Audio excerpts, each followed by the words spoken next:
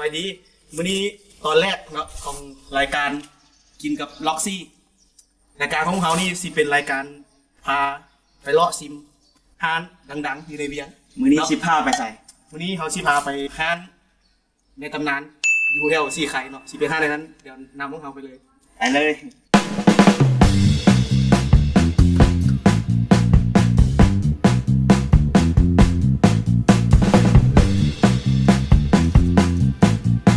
สวัสดีท่านผู้ชมพบกับรายการกินกับล็อกซี่วันนี้พบกับเกมล็อกซี่ จะสั่งล็อกซี่ดูล็อกซี่ วันนี้พวกเขาสิพาไปกิน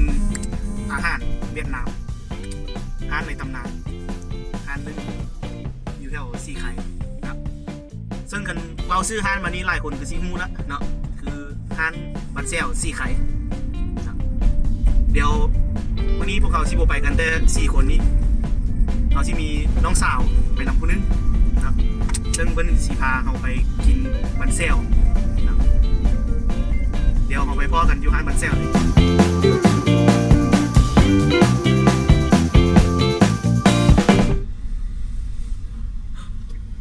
นี่วะขึ้นรถปะขึ้นรถฮะไปกินบันเชียวน้อง โอ้ไป ขึ้นมาเลยสบายดีด้วยแม่ชื่ออย่างก็ ซื้อตุ๊กตา จุกตา วันนี้ วันนี้จะไปกินบังเจ้าในตำนานกันบ้าง ผู้ใดชื่อเลี้ยง อาย โอเคได้ไปเลยโซเฟอร์นะออกเลย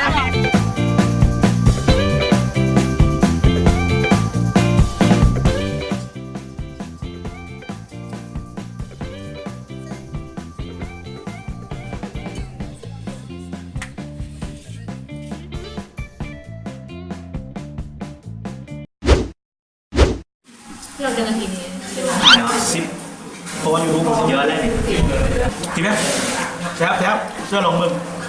แฮะ เราโอ้โห พูดข้างๆผู้สาวละอายอะไรนี้ ถามน้องไม่แซ่บบอกใช่บอกอยู่ตลอด น้องก็ยังกินอยู่ ดีว่ะ น้องกับคือเดี๋ยวว่าสั่งสอนมาดีแล้วพ่อแม่เอาไว้กินไว้แล้ว แปลว่ากูกับมึงที่ไม่ยัง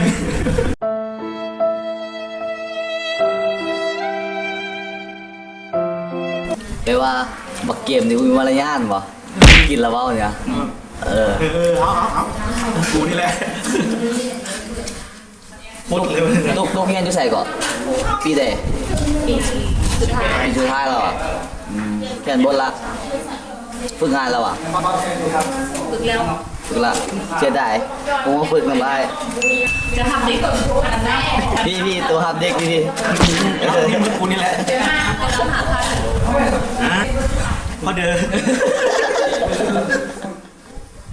มาแล้วนี่ให้น้องก่อน เป็นยังไง พามพิเศษใส่ไข่ อ๋อตามมาได้ละ นี่แหละแดดลำปัดเชล ให้มันให้ โอ้ยได้ราคา 12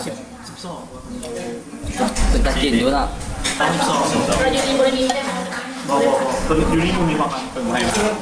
เอาไว้วางไม่กินเลยอันนี้มันเซลไข่ดาวเซลเพิ่มไข่แซ่บแล้วลองเบิ่งวิธีกินนี่ถึงตัว เรื่องไหน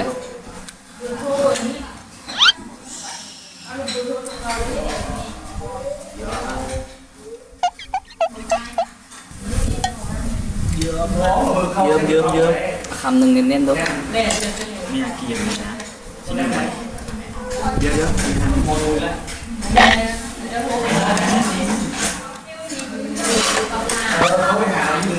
เป็นในสุด เกียนซิลิน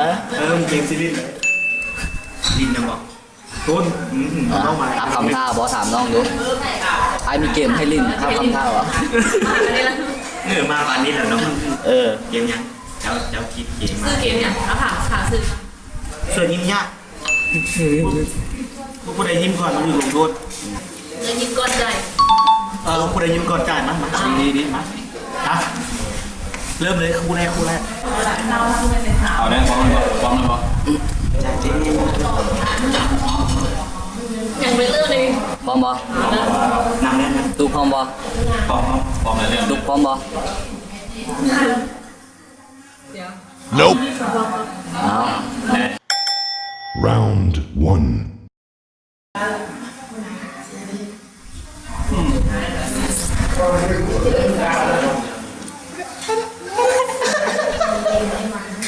ยิ้มเลยยังไงเนี่ย ไม่ใช่ใส่จานไม่ได้กิน ขาวลูกบ้า ตั้งแต่ สรุปเกมแม่มึง ผู้แพ้ สรุปว่าเกมนี้ตาเสียเราตาจะได้ปอนป่าหนา ที่เสียนั้นจะป้อนเหลาเราไม่ได้กิน คำนึงคำนึงคำนึงเน้น เป็นไทยเป็นไทยกับเรา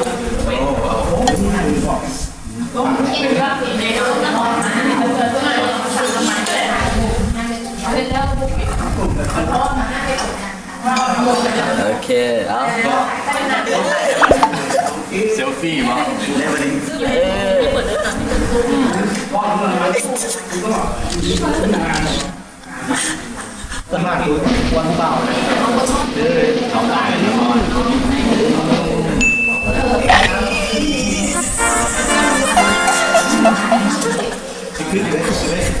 เป็นยังไงครับนี่รู้สึกยังไง ตั้งแต่ โอ้เจ๊เป็นได้มันแซ่บ แซ่บมันจะแบบไข่เน้นๆแล้วก็ซีนหลาย แก้วเลย ๆ แก้ว ใจเป็นคนมักซีนแก้วมันจะส้มหวาน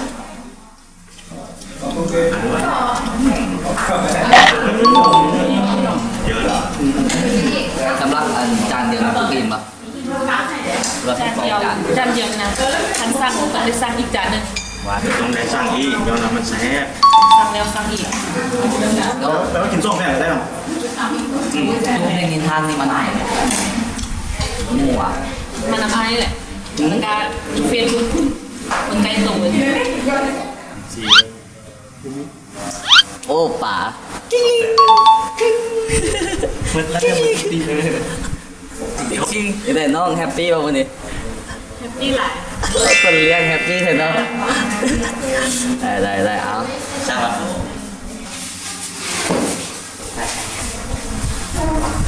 เดี๋ยวเขายินเขา ทำไหม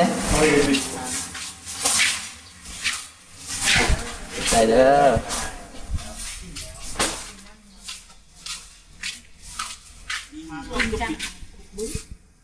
สำหรับวันนี้เขาก็ยิ้มดำสำรานแล้วสำหรับ ง่ายนะ EP แรกแห้งมานของเขาเนาะห้านบันเซลซีไข่สำหรับ EP ต่อไปท่านแฟนรายการที่ให้เขาไปถ่ายห้านใดเนาะก็สามารถอินบ็อกมาได้หรือว่าที่ให้เขาเซิร์ชผู้ใดมาเนาะหรือว่าผู้ใดอยากมาออกรายการของเขาก็สามารถติดต่อมาได้สำหรับคนที่อยากติดตามน้องตุ๊กตาเนาะสามารถไปติดตามบอกเฟซบุ๊กใช่เท่าได้ไหม เม่นมันนี่ตุ๊กตา เดี๋ยวขึ้นให้ โอเค เดี๋ยวขึ้นให้ว่ามีไอจีได้ไอจีเลย ไอจี อันเดียวกันบอก อันเดียวกัน ครับสำหรับมื้อนี้บาย อย่าลืมกดไลค์กด subscribe ช่อง Roxy Gucci Channel แน่ โอเค คำนี้แหละบาย